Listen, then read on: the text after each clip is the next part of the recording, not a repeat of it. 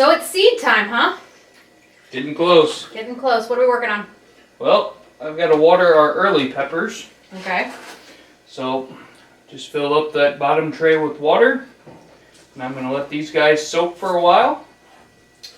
Then I'll pull them back out of there once the soil absorbs as much moisture as it wants to absorb, so that way they're not sitting with wet roots for a long time. Okay.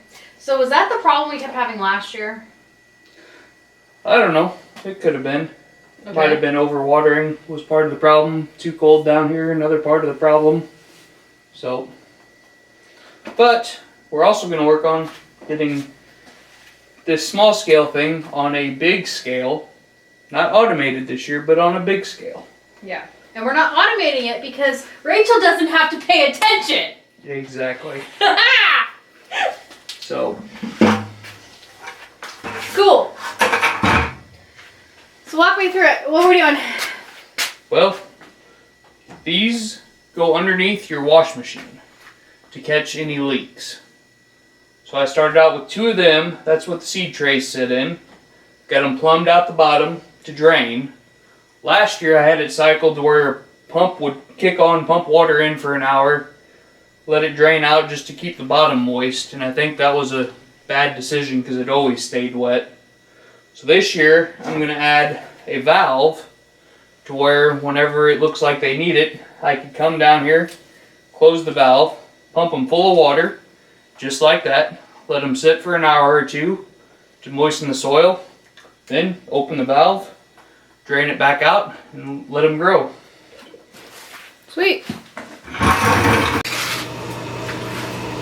So last year I had it to where this would just drain straight down into a bucket that is always refilled by a dehumidifier, so that way we don't have to mess with chlorinated water in the seedlings.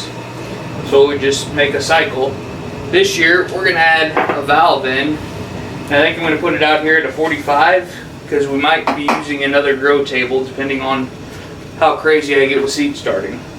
So that way it can come out here and I can reach it from the side.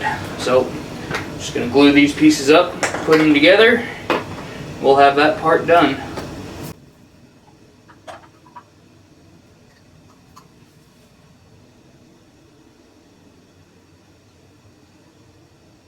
It's not purple.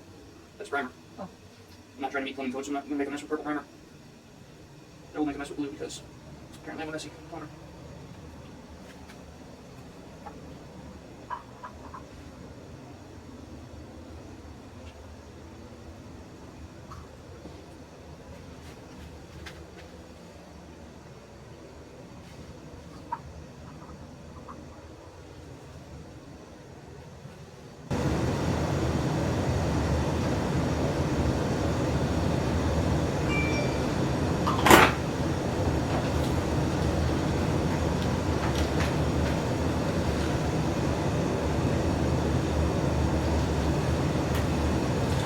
Ta-da!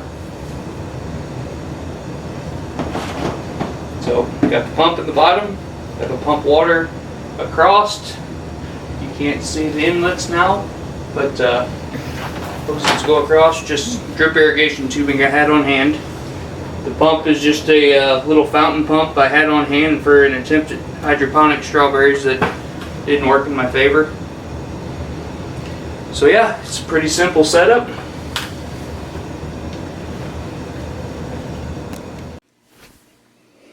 So this is kind of what it's going to look like whenever we start seeds. I'm going to be starting onions, my peppers, then thyme and oregano. Starting these early because one, the onions can go out into the garden about March 19th from where we live. Peppers take forever to grow, so we want to give them an early start, in the same way with the thyme and oregano. Just trying to get them off to an early start, that way they will produce more throughout the summer. So we will start them in trays to hold the humidity in. Then once they sprout, take the humidity domes off, take them out of the trays, and then they'll be in the system where I could flood and drain to water them. So these are the peppers we started about 3 weeks ago. This is an experiment to see how early we could get away with starting them.